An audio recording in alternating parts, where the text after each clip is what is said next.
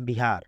वैसे तो बहुत शब्दों और उनके मतलब से इसका अर्थ निकाला जा सकता है, जैसे मौर्य साम्राज्य, बुद्ध की धरती, नालंदा विश्वविद्यालय, जेपी आंदोलन, शराबबंदी, कट्टा, गुंडा राज और यहाँ की पॉलिटिक्स। लिस्ट काफी लंबी है, लेकिन आज की हमारी बात a new rise in the politics of Bihar, यानी कि एक ऐसे राजनीतिक व्यवस्था की शुरुआत की है जिसका नेतृत्व मॉडर्न डे चाणक्य प्रशांत किशोर उर्फ पीके कर रहे हैं। ये कैसी व्यवस्था है, ये आंदोलन कैसे चल रहा है, इस पर आने से पहले हम बिहार का संक्षिप्त राजनीतिक परिवेश समझ लेते हैं। वर्तमान में बिहार में मुख्य रूप से 3 राजनीतिक पार्टियां हैं, आरजेडी, जदयू और बीजेपी। बहुत सारे घटक दल के साथ मिलकर सामान्यतः यही सरकार चलाती है। कास्ट बेसिस डिस्ट्रीब्यूशन के हिसाब से बहुत सारी रीजनल पार्टियां अनेक इलाकों में अपने वर्चस्व के कारण मुख्य दलों को अपने साथ जोड़ने के लिए मजबूर कर देती हैं। इसके अलावा कांग्रेस और लेफ्ट के कुछ दल भी अलायंस में चुनाव लड़ते हैं। राजनीतिक विशेषज्ञों का ये मानना रहा है कि बिहार में चुनाव में जाति पाति के बोलबाला का एक मुख्य प्रभाव रहता है। हर पार्टियों के कुछ कास्ट कोर वोट बैंक है और इनकी वफादारी राज्य के चुनाव में चुनिंदा पार्टियों की तरफ ही होती है। एम्प्लॉयमेंट, माइग्रेशन, गरीबी, जीडीपी, इन सब मामलों से ऊपर अब तक कास्ट बेसिस पर वोट सबसे ज्यादा पोलराइज हुए हैं। प्रशांत किशोर इसी व्यवस्था पर लोगों को समझाने गांव गांव घूम रहे हैं। जन सुराज के माध्यम से वो लोगों को जनप्रतिनिधि का चुनाव कैसे करना चाहिए, इसका आह्वान कर रहे हैं। जन सुराज की वेबसाइट के अनुसार जन सुराज सही लोगों को साथ जोड़कर सही सोच के साथ समाज के समग्र विकास के लिए एक नई राजनीतिक व्यवस्था बनाने का सामूहिक प्रयास है। अपनी इस व्यवस्था के तहत वो लोगों से जात पात, पैसा, शराब का लालच, राष्ट्रवाद इत्यादि से ऊपर उठकर सामाजिक मुद्दे जैसे रोजगार, शिक्षा, सड़क, बिजली, स्वास्थ्य इत्यादि को तवज्जो देने के लिए समझाते नजर आ रहे हैं। ये तो उद्देश्य हो गया। अब आइए देखते हैं इन चीजों को धरातल पर कैसे ला रहे हैं। इसके लिए सबसे पहले उन मुद्दों, उनके प्रभाव और उनकी आधारशिला की थोड़ी सी गणना कर लेते हैं। बिहार में पंचायत स्तर के चुनाव पर सबसे ज्यादा वोट पैसे से प्रभावित किए जाते हैं। जाति का एंगल कहीं दूसरे और कहीं कहीं तीसरे स्थान पर आता है। इसका सबसे बड़ा कारण ग्रामीण इलाकों में पुरजोर गरीबी है। मुर्गा, शराब और दैनिक आय से कुछ ज्यादा आमदनी, वो भी बिना किसी काम के, वोट के दिन तक की वफादारी खरीदने में महारत हासिल कर लेते। पैसे से समर्थवान नेता पंचायत के वोटरों को मुजबानी जानते हैं। ऐसे में अपने इन्वेस्टमेंट के रिटर्न का उन्हें अच्छा अंदाजा रहता है और इसी मजबूत पकड़ के कारण पैसा पंचायत में जातिगत व्यवस्था पर भारी पड़ता है। अब इसके एक मंजिल ऊपर चलते हैं। राज्य के एमएलए के चुनाव में पैसा तो चलता ही है, लेकिन अब तक पार्टियां जातीय समीकरण के युग को भी साधती हैं। अगर राजनीतिक विशेषज्ञों के अंदाजे को ठीक ठीक माने तो वोटरों को लुभाने के लिए पार्टियों की लाभों किसकी और जात पात का गठजोड़, दोनों के पलड़े में कास्ट सिनेरियो ही बीच पड़ता है।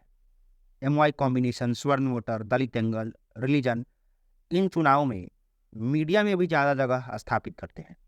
जातियों में प्रभुत्व की चाहत असली मुद्दों को भुनाने का काम करते हैं और इसलिए बिना जरूरी विकासशील काम किए पार्टियां सत्ता में अपना स्थान दोहराती हैं।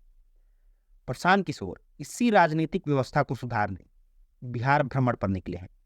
गांधी के पदयात्रा की तरह वो भी पदयात्रा को अपना माध्यम बनाए हुए हैं। अब तक हजारों गांवों में घूम चुके पीके बिहार की राजनीतिक गलियारों के साथ साथ लोगों में भी अपनी अच्छी उपस्थिति दर्ज करा चुके हैं।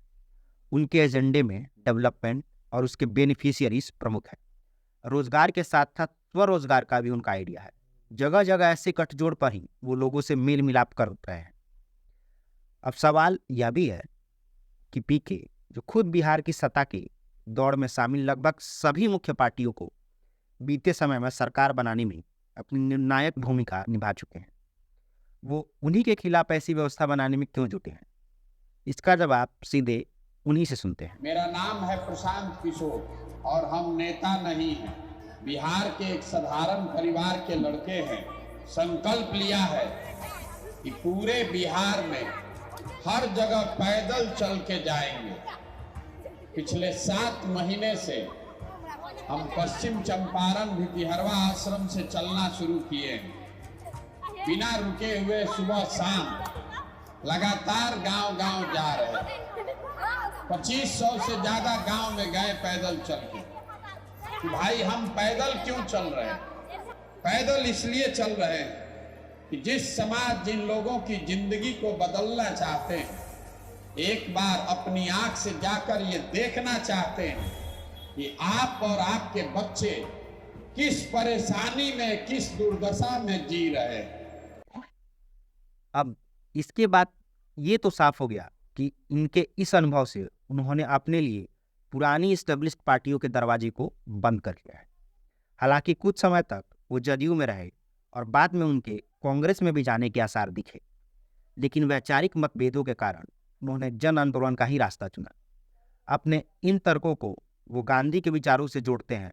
जैसे देखिए, अभी G20 का एक बैठक हुआ है, मोदी जी बहुत सब पिक्चर रिलीज किए, लेकिन एक जो नियति कराती है ना, जो सबसे पावरफुल पिक्चर रिलीज हुआ, वो गांधी के राजघाट पर 20 राष्ट्राध्यक्ष झुके हुए।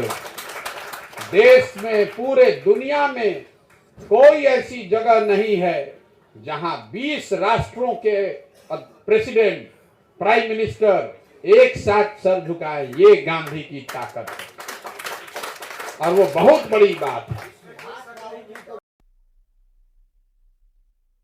इन यात्राओं के दौरान आरोप प्रत्यारोप भी अच्छा खासा चल रहा है। बीजेपी विपक्ष का साइड एजेंट तो आरजेडी बीजेपी का साइड एजेंट बता रही। वहीं पीके दोनों पार्टियों पर बिहार और बिहारियों को नुकसान पहुंचाने को लेकर समान रूप से हमला बोल रहे हैं। प्रशांत किशोर पार्टी लॉन्च कर रहे हैं, बिहार में राजनीति में आ रहे हैं। उम्मीद है कि सारे देश से घूम आए हो, सब जगह लौटा दिया जो वहीं पहुंचे हैं जहाँ उनका कोई ठिकाना नहीं रहेगा। बिहार में समाजवाद के नाम पर गरीबी का बंटवारा हुआ है, लोगों को जाति समूह में बांटकर अपनी रोटी सेकी गई है। और एक और बात मैं आपको बता रहा हूं, ये लोग जात की भी राजनीति नहीं कर रहे हैं। मैं तो मन से रोज कह रहा हूं, जात की राजनीति तो ये होती ना कि अगर मैं ब्राह्मण हूं और मैं कहूं कि भाई ब्राह्मण का सबसे अच्छा लड़का आगे बढ़ना चाहिए, लालू जी ये कहां कह रहे हैं कि यादव समाज का सबसे अच्छा व्यक्ति जो है वो आगे बढ़ना चाहिए, मांझी जी ये कहां कह रहे हैं कि मुसहर समाज का जो सबसे अच्छा आदमी है वो आगे बढ़ना चाहिए। ये तो ये लोग ये कह रहे हैं कि हमारा लड़का आगे बढ़ना चाहिए, हमारा लड़का मुखिया होना चाहिए और आप हमारे जाति के हैं इसलिए सब लोग आप हमको वोट दीजिए। अब तक जन सुराज कोई पार्टी नहीं है, ये बस एक राजनीतिक व्यवस्था है, राजनीतिक मंच है। हालांकि जन सुराज के जिला अधिवेशन में इसके पार्टी में परिवर्तित होने को लेकर लोगों से विचार लिए जा रहे हैं। पीके अपने भाषणों में लोगों से राजनीति में आने का आह्वान कर रहे हैं, उन्हें हर तरह से समर्थन देने की बात कर रहे हैं।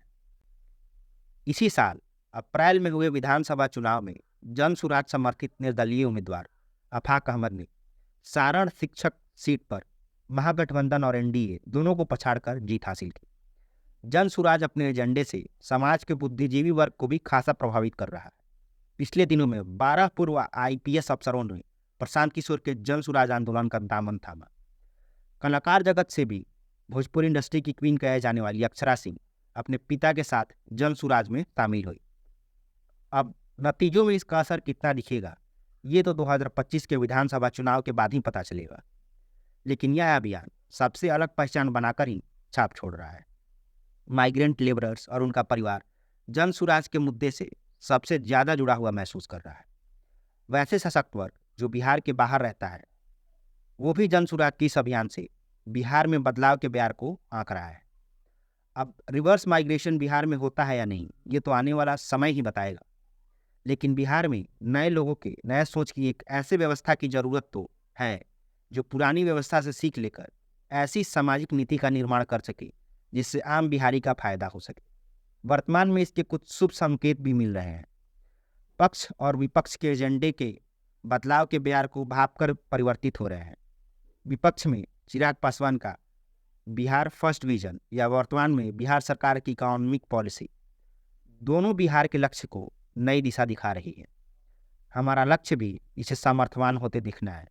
इसी के साथ हम आपसे इस एपिसोड से विदा लेते हैं। अगर कंटेंट पसंद आए तो वीडियो को लाइक करें और चैनल को सब्सक्राइब करें। अब मीडिया वाला बताता है कि चुनाव में सलाह लेने के लिए, काम करने के लिए नहीं, सलाह लेने के लिए बड़ा बड़ा दल और नेता सैकड़ों करोड़ रुपया हमको देता है। इतना पैसा, इतना नाम सब काहे छोड़ दिए? इसलिए छोड़ दिए कि बहुत करीब से नेताओं के साथ, दलों के साथ काम करके देखे और इस बात का अनुभव किया कि दलों के नेताओं के जीतने से जनता नहीं जीतती है।